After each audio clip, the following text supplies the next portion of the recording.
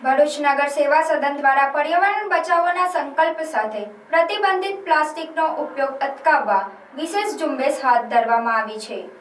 ભરૂચ શહેરમાં પ્રતિબંધિત પ્લાસ્ટિકના ઉપયોગને અટકાવવા માટે ભરૂચ નગર સેવા સદન દ્વારા વિશેષ જનજાગૃતિ ઝુંબેશ હાથ ધરવામાં આવી છે। પર્યાવરણ સંરક્ષણને પ્રાથમિકતા આપતા નગર સેવા સદન દ્વારા નાગરિકો અને વેપારીઓને પર્યાવરણ મિત્ર વિકલ્પો અપનાવવા અપીલ કરવામાં આવી રહી છે। ઝુંબેશના ભાગરૂપે કર્મચારીઓએ શક્તિનાથ શાક માર્કેટ ખાતે મુલાકાત લઈ વેપારીઓ તથા ગ્રાહકોને પ્રતિબંધિત પ્લાસ્ટિકનો ઉપયોગ બંધ કરવાની સમજણ આપી હતી। સાથે જ બાયોબેગનો ઉપયોગ કરવા અનુરોધ કર્યો હતો।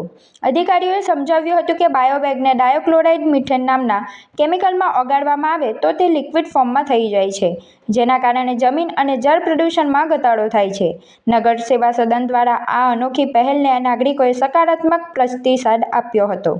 નગરપાલિકાની ટીમ દ્વારા શક્તિનાથ શાક માર્કેટ વિસ્તારમાં પ્રતિબંધિત પ્લાસ્ટિકને બંધ કરવા માટેની અમારી એક ડ્રાઈવ ચાલે છે અને અત્યારે હાલ અમારી જે ડ્રાઈવ દ્વારા અમે લારી ગલ્લાવાળાઓને જે પ્લાસ્ટિક બંધ કરવા માટે કીધું છે તો એના માટે એ લોકોએ બાયોડિગ્રેડેબલ થેલીનો ઉપયોગ ચાલુ કરી દીધેલો છે અને એ બાયોડિગ્રેડેબલ થેલીનો ઉપયોગ એ પર્યાવરણને પણ અને માનવ શરીરને પણ નુકસાન નથી। એને અમે એક લિક્વિડ આવે છે જે ડાયોક્લોરાઇડ મિથેન છે એની અંદર ઓગાળવામાં આવે છે અને લિક્વિડ ફોર્મમાં થઈ જાય છે અને આ થેલી 15 દિવસ પછી પણ જમીનની અંદર ઓગળે છે અને એ પણ લિક્વિડ ફોર્મમાં થઈ જાય છે, જે પ્રકૃતિને પણ નુકસાન નથી।